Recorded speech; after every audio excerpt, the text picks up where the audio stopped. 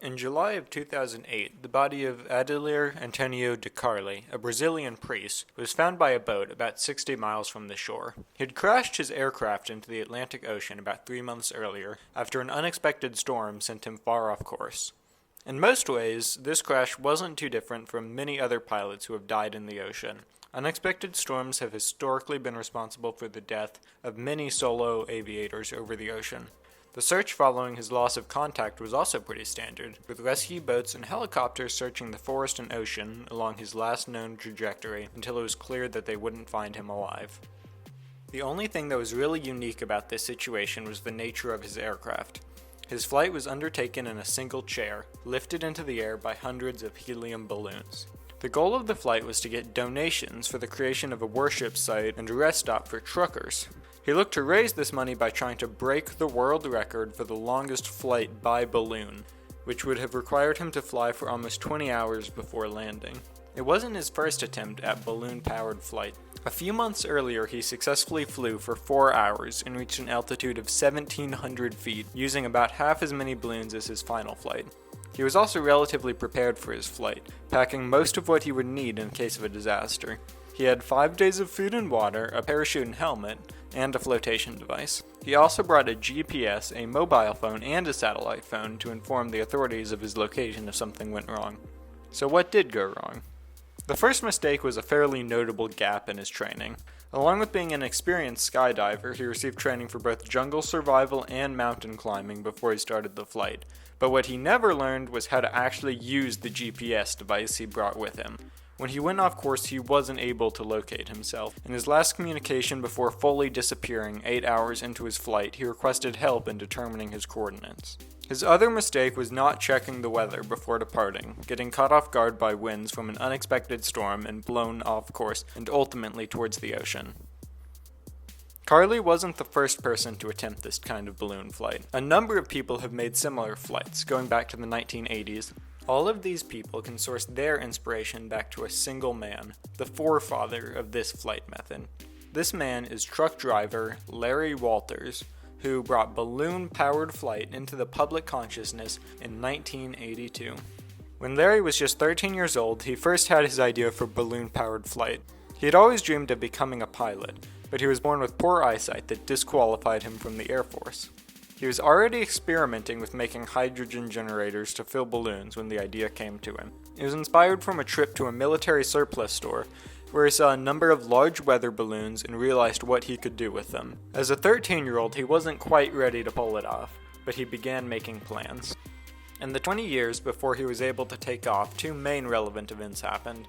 He served in Vietnam, and he met his girlfriend, Carol Dusan, who helped him execute his plan.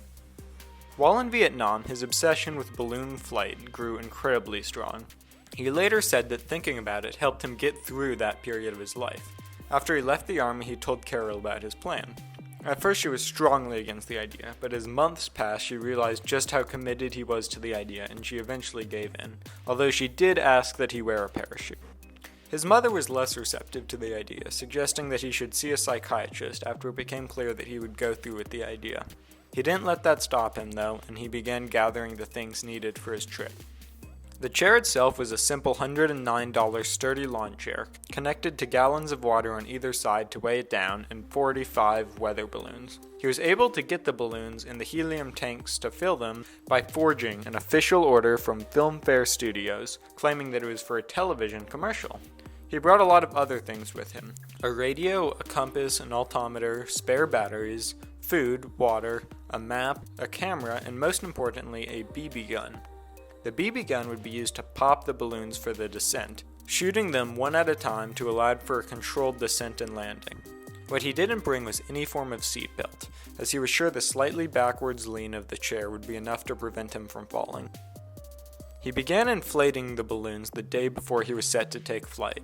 The massive balloons drew questions, first from the police and later from neighbors.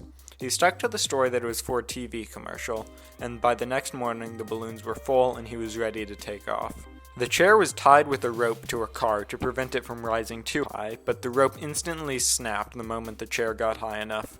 As the rope snapped, Larry's glasses were sent flying off, and the chair was free to keep rising into the air. Once the rope snapped, Carol insisted that he come back down, but he ignored her as he rose higher and higher.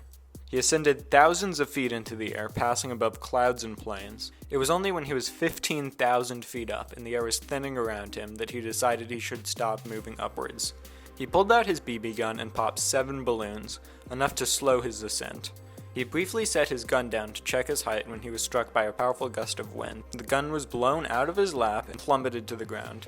He later described the experience of watching the gun grow smaller and smaller as it fell 3 miles to the ground. The BB gun was one of the only things he had not brought a backup for, or tied onto the chair, and he now had no way to stop his ascent. He rose another 1,500 feet. The air was getting incredibly thin and increasingly cold. He was gasping for air and beginning to grow numb from the cold. Luckily for him, the helium had begun to leak out of the balloons, and he started to descend before he would have frozen to death.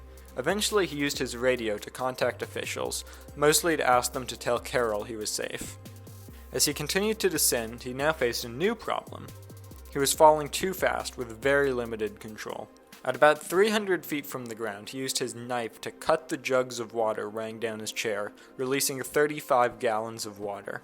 This slowed his fall enough that he wasn't seriously injured when he landed in a set of power lines between houses, narrowly avoiding being electrocuted. Eventually, someone got a ladder to let him down, and he had officially completed his flight. When discussing his flight, a safety inspector said, "We know he broke some part of the Federal Aviation Act, and as soon as we decide which part it is, some type of charge will be filed. If he had a pilot's license, we'd suspend that, but he doesn't." He was ultimately fined $1,500 for failing to meet certain aircraft safety requirements. Despite this fine, there have been a number of imitators in the decades since Larry's initial flights, to varying degrees of success.